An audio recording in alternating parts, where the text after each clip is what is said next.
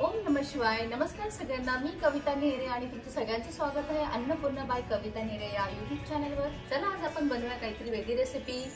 तर चला आपण सुरुवात करूया नवीन रेसिपीसाठी. झालं होतं आपण सुरुवात करूया नवीन रेसिपीसाठी. आणि हो जेवण बनवणे ही पोट भरण्याची गोष्ट नसून ती एक कला आहे आणि हीच कला तुम्ही सगळ्यांनी जपावी म्हणून मी तुमच्यासाठी अगदी सोप्या पद्धतीत घेऊन येते घरगुती रेसिपी, अगदी घरगुती सामग्रीमध्ये. तर नेहमी माझे व्हिडिओ शेवटपर्यंत बघा. तर फ्रेंड्स, आज आपण बनवणार आहोत झणझणीत चविष्ट आणि अगदी वेगळ्या स्टाईलचा वाटाणा खिमा. हा शाकाहारी खिमा इतका टेस्टफुल लागतो की नॉनव्हेज खिम्यालाही टक्कर देईन. चला तर मग सुरुवात करूया आजची खास रेसिपी. सर्वात प्रथम छान असं पॅन गरम व्हायला ठेवूया. त्याच्यामध्ये वाटाणे आपण टाकून ते छान असे गरम रोस्ट करूया. वाटाण्याचं सीझन आहे, त्याच्यातल्या वेगवेगळ्या रेसिपी, खूप साऱ्या रेसिपी आहेत, त्यातली ही एक वेगळी रेसिपी. तर नक्की ट्राय करा. यासाठी लागणारे साहित्य आहे हिरवे वाटाणे, मोठा कांदा, लसूण, हिरव्या मिरच्या, मोहरी, जिरे, हिंग, हळद, लाल तिखट ऑप्शनल, गरम मसाला ऑप्शनल, धने जिरे पूड, मीठ, कोथिंबीर, बटाटा. तर छान असे वाटाणे तेल न टाकता असे छान असे भाजून घ्यायचे.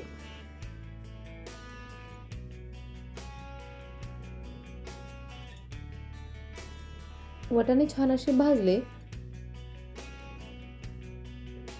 की तुम्हाला मी एक पुढे नवीन ट्रिक सांगणार आहे, तर नक्की व्हिडिओ शेवटपर्यंत बघा. काही खास टिप्स आहे. वाटाणे छान असे भाजून घ्यायचे. जास्तही एकदम भाजू नका, नाहीतर खिमा चिकट होईल. थोडा लिंबाचा रस शेवटी घातला तर चव दुप्पट होते. 1 चमचा बटर घातलं तर हॉटेल स्टाईलची टेस्ट येते. थोडी कसुरी मेथी चुरून घातली तर फ्लेवर जबरदस्त येतो. टोमॅटो घालायचा असल्यास बारीक चिरून कांद्याबरोबर परतून घ्या. जर ड्राय खिमा हवा असेल तर पाणी अजिबात घालू नका. ग्रेव्ही स्टाईलचं करायचं असेल तर 1 ते 2 कप पाणी गरम करूनच 2 मिनिटं उकळी काढा. नक्की व्हिडिओ शेवटपर्यंत बघा. तुम्हाला छान अशा काही सिक्रेट टिप्स सांगणार आहे. हा वाटाणा आपला छान असा भाजून झाला आहे. तो मी मिक्सी जारमध्ये टाकून किंवा चॉपर बोर्डमध्ये टाकून मी ग्राइंड करून घेणार आहे. याच्यात मी टाकणार आहे हिरव्या मिरच्या चवीप्रमाणे. या दोन्ही आपण छान असं चॉपर बोर्डमध्ये मी करून घेते. तुम्ही मिक्सरही वापरू शकतात. स्मॅश करून छान असं ग्राइंड करून घ्यायचं सरभरीत. छान असं आपलं ग्राइंड करून झालेलं आहे. खूप कमी वेळेत खूप वेगळी डिश बनते. नक्की ट्राय करा. छान आपलं हे असं सरभरीत दळून झालं आहे. ते एका वाटीमध्ये काढून घेऊया.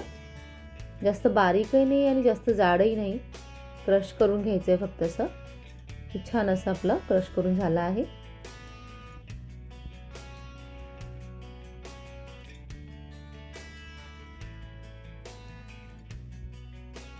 आणि तुम्हाला वाटत असेल की शाकाहारी खिमा नॉनव्हेज सारखा टेस्टफुल होऊ शकत नाही, तर ही आजची रेसिपी मी असं झणझणीत वाटाणे खिमा जो एकदा खाल्लात तर पुन्हा पुन्हा कराल.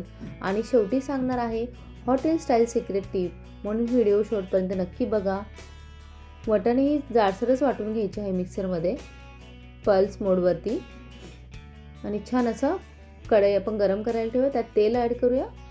तेल गरम झालं की त्याच्यामध्ये 1 चमचा मोहरी, 1 चमचा जिरे, छान असं तडतडले की त्याच्यामध्ये आपण हिंग टाकूया. आणि कांदा परतताना नेहमी चिमूटभर थोडंसं मीठ घातलं तर तो लवकर ब्राऊन होतो.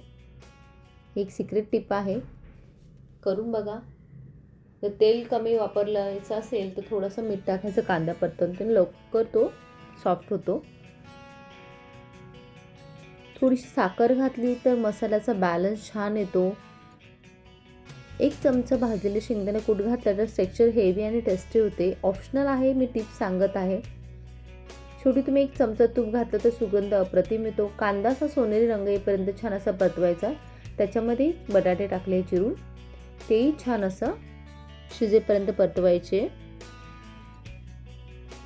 आणि स्मोकी फ्लेवरसाठी छोटा कोळसा गरम करून वाटेत ठेवून त्यावर तूप टाका. 2 मिनिटं झाकण ठेवून धुंगार पद्धतीने तुम्ही स्मोक फ्लेवर देऊ शकतात. खूप छान टेस्ट येते. फ्लेवर खूप छान लागतो. नक्की ट्राय करा. मुंबई स्टाईल वटाणा खिमा, थोडा पावभाजी मसाला, बटर जास्त वापरा. आणि पंजाबी स्टाईल करायचं असेल तर थोडी क्रीम, कस्तुरी मेथी, टोमॅटो प्युरी घाला. हेल्दी व्हर्जन म्हणजे तेल कमी, उकडलेले गाजर किंवा ढोबळी मिरची मिसळा. छान असा आपला बटाटाही छान असा परतला आहे, तोही छान शिजला आहे. त्याच्यात आपण ही क्रश करून घेतलेलं वाटण त्याच्यात टाकूया, थोडी कोथिंबीर टाकूया एक प्रेझेंटेशनसाठी. आणि हे आपण क्रश करून घेतलेलं भाजलेला वाटाणा आणि हिरव्या मिरच्या छान असं एकत्र मिक्स करून घ्यायचं. तुम्हाला हे वाटाणा खिमा ड्राय आवडतं का ग्रेव्ही स्टाईल कमेंटमध्ये नक्की सांगा. जर तुम्हाला अशा अजून शाकाहारी वेगळ्या काहीतरी खिमा प्रकार बघायचा असेल तर नक्की कमेंट्समध्ये सांगा. ही रेसिपी कुठल्या सणासाठी, खास प्रसंगासाठी करणार आहात तर नक्की मला सांगा. छान असं मिक्स झालं आहे आणि त्याच्यामध्ये आपण चवीप्रमाणे मीठ ॲड करणार आहोत आणि तेही छान असं आपण मिक्स करून घेऊया. खास टिप मी सांगत आहे, वाटाणे एकदम जास्त भाजू नका अगोदर, नाहीतर खिमा चिकट होईल.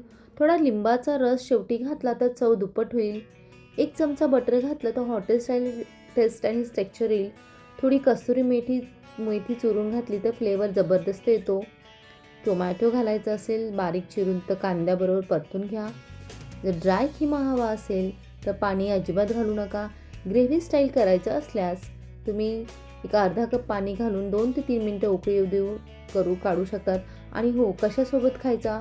ब्रेड, पोळी, भाकरी, पाव, गरम भात यांच्यासोबत अप्रतिम लागतो. नक्की ट्राय करा.